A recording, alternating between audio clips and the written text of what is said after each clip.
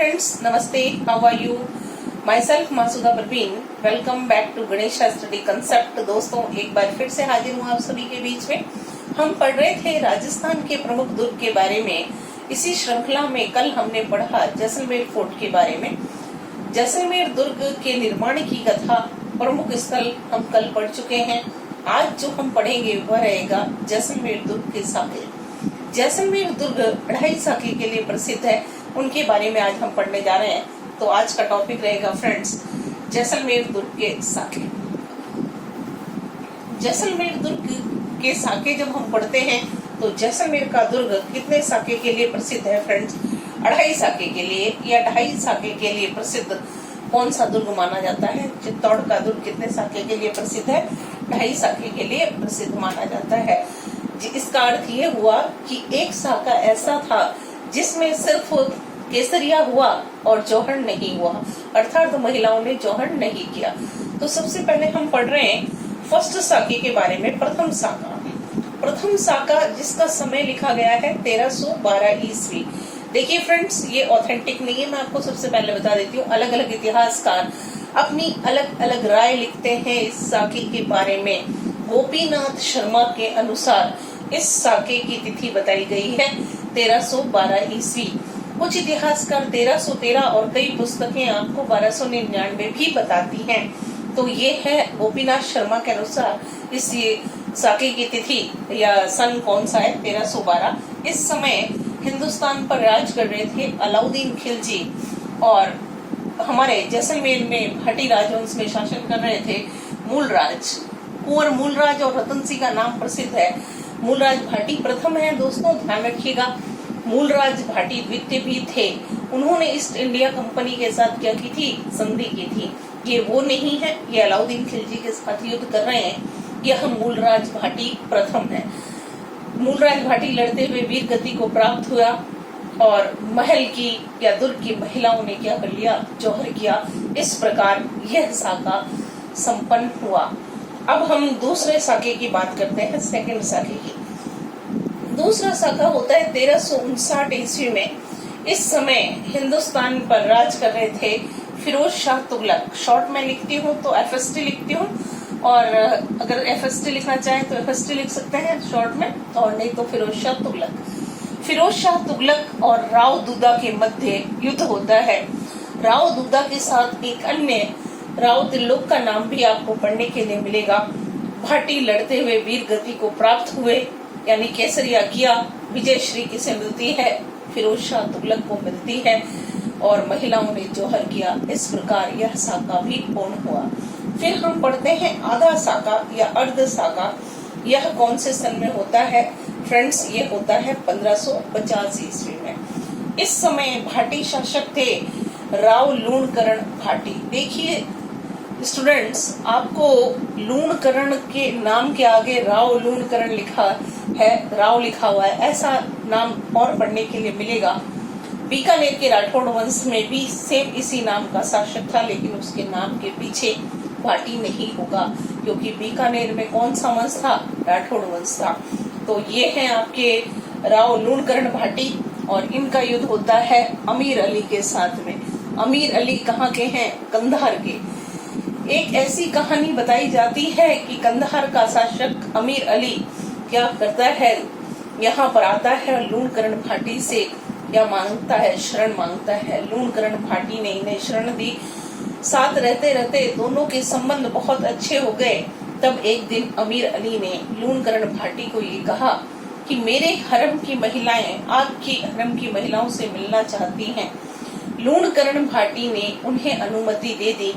अमीर अली महिलाओं के स्थान पर सैनिकों को क्या करता है? लेकर आता है। यह बात जब लूणकरण भाटी को पता चली तो उन्होंने क्या कर दिया? घोषणा कर दी कि समय आ गया है केसरिया का। अब या तो सामने दुश्मन को मार के आएंगे या खुद वहीं पर मर जाएंगे। लड़ते हुए लूणकरण भाटी वीर गति को प्राप्त हुए, अर्थात केसरिया हुआ। लेकिन जौहर नहीं हुआ। उसका कारण ये बताया गया कि जौहर के लिए जो लकड़ियां एकत्रित की गई थी वह महल के बाहर फेंक दी गई या दुर्ग के बाहर फेंक दी गई, और कुछ स्थानों पर ये लिखा हुआ है कि महिलाओं को पहले से ही बंदी बना लिया गया था। इसलिए महिलाएं जौहर नहीं कर पाई। यह आपके अर्ध साका है। अर्ध साके के लिए या ढाई साके के लिए कौन सा दुर्ग प्रसिद्ध है दोस्तों? जैसलमेर का किला। जैसलमेर दुर्ग के साके के अलावा कुछ फैक्ट्स आपको और बता देती हूँ। जैसलमेर दुर्ग पर 2009 में 5 रुपए का डाक टिकट जारी किया गया। यह दुर्ग विश्व विरासत संरक्षण सूची में सम्मिलित है। ये था जैसलमेर का फोर्ट। दोस्तों अब हम पढ़ने जा रहे हैं आज एक और दुर्ग के बारे में जिसका नाम है भटनेर दुर्ग। तो अब हम पढ़ेंगे किस दुर्ग के बारे में फ्रेंड्स? भटनेर फोर्ट के बारे में पढ़ेंगे। देखिए भटनेर दुर्ग। भटनेर दुर्ग कहाँ पर है? हनुमानगढ़ में। भटनेर दुर्ग के लिए हम पढ़ने जा रहे हैं। भटनेर फोर्ट के लिए बताया गया सबसे पहले कि राजस्थान का सबसे प्राचीन दुर्ग कौन सा है? तो राजस्थान का सबसे प्राचीन दुर्ग भटनेर का किला है। इस दुर्ग का निर्माण 298 ईस्वी में भूपत भाटी के द्वारा करवाया गया। तो राजस्थान का सबसे प्राचीन दुर्ग कौन सा हुआ? भटनेर का किला। दूसरा, सर्वाधिक विदेशी आक्रमण किस दुर्ग पर हुए? अगर पूछा जाता है तो आपको लिखना है कि सबसे ज्यादा विदेशी आक्रमण भी किस दुर्ग पर हो रहे हैं? भटनेर दुर्ग पर होते हैं। भटनेर के किले पर सबसे ज्यादा विदेशी आक्रमण हुए। इसे उत्तरी सीमा का प्रहरी भी कहा जाता है। उत्तरी सीमा का प्रहरी के नाम से जाना जाने वाला दुर्ग कौन सा है? भटनेर दुर्ग। एकमात्र दुर्ग जहां पर मुस्लिम महिलाओं ने जौहर किया। क्या है एकमात्र दुर्ग जहां मुस्लिम महिलाएं जौहर करती हैं? हिंदू महिलाओं ने तो सदैव जौहर किया, मुस्लिम महिलाएं भी जौहर करती हैं। ऐसा दुर्ग कौन सा है? वह दुर्ग आपके है भटनेर का किला। देखिए दोस्तों कितनी विशेषताएं। एक तो सबसे पुराना दुर्ग है, दूसरा है सबसे ज्यादा विदेशी आक्रमण कहाँ हुए, तो भी हमें उत्तर क्या लिखना है? भटनेर फोर्ट ही लिखना है। उत्तरी सीमा का प्रहरी किसे कहा गया? भटनेर के किले को, क्योंकि सबसे ज्यादा विदेशी आक्रमण इसी रास्ते से हुआ करते थे। राजस्थान के बहुत सारे किलों में साके हुए हैं जहाँ केसरिया भी हुआ और जौहर भी हुआ। तो हमेशा जौहर हिंदू महिलाएं या राजपूत नारियां किया करती थी, लेकिन राजस्थान का एकमात्र ऐसा किला जहां हिंदू महिलाओं के साथ साथ मुस्लिम महिलाओं ने भी जौहर किया, तो वह दुर्ग कौन सा है? भटनेर का किला। फ्रेंड्स ये है भटनेर दुर्ग की विशेषता या भटनेर का सामान्य परिचय। अब हम इस भटनेर फोर्ट के बारे में पढ़ेंगे, इस दुर्ग के निर्माण के बारे में, इसकी अवस्थिति के बारे में पढ़ेंगे। भटनेर दुर्ग अब है निर्माता की बात करते हैं तो बताया गया 298 ईस्वी में भूपत भाटी नाम का एक शासक था। उसने क्या किया था? इस दुर्ग का निर्माण करवाया। देखिए सबसे पुराना है, 298 ईस्वी में बना है, इसलिए राजस्थान का कैसा है? प्राचीनतम दुर्ग है, सबसे पुराना दुर्ग है। दूसरी विशेषता और बता देती हूँ, मिट्टी का बना हुआ दुर्ग है। कच्ची जो ईंटें हैं मिट्टी से बनी हुई, उससे इसका निर्माण हुआ है, मिट्टी से निर्मित है, ये भी ध्यान रखिएगा। मिट्टी से निर्मित का मतलब क्या है? वो ईंटें जो है किसकी है? मिट्टी की है, मिट्टी से निर्मित है। फिर इस दुर्ग की लोकेशन के बारे में पढ़ते हैं तो कौन सी नदी के किनारे है? घग्गर नदी के किनारे अवस्थित है। घग्गर नदी के किनारे, या जो अब डेड रिवर के नाम से जानी जाती है घग्गर नदी, उसके किनारे आपके कौन सा दुर्ग स्थित है? भटनेर का किला। और इसकी श्रेणी आपके है धानवन दुर्ग की श्रेणी के अंतर्गत यह दुर्ग आपके आता है। कौन सा दुर्ग है? भटनेर का। 298 में जब ये दुर्ग बना तो आज तक वैसा का वैसा नहीं रह सकता है, समय के साथ ये टूटता गया। तो अगर आपसे इसका पुनर्निर्माण पूछा जाता है फ्रेंड्स, तो हमें उत्तर लिखना है पुनर्निर्माण कौन सी शताब्दी में होता है? 12वीं शताब्दी में होता है। अभय राव भाटी, उन्होंने क्या किया है? इसका पुनर्निर्माण किया। तो ये आपके अभय राव भाटी साहब जो हैं और उनके वंशज, उनके समय ये पुनः निर्मित होता है। जबकि निर्माण कब हो रहा है? 298 ईस्वी में। मिट्टी से निर्मित दुर्ग है, घग्गर नदी के किनारे स्थित है।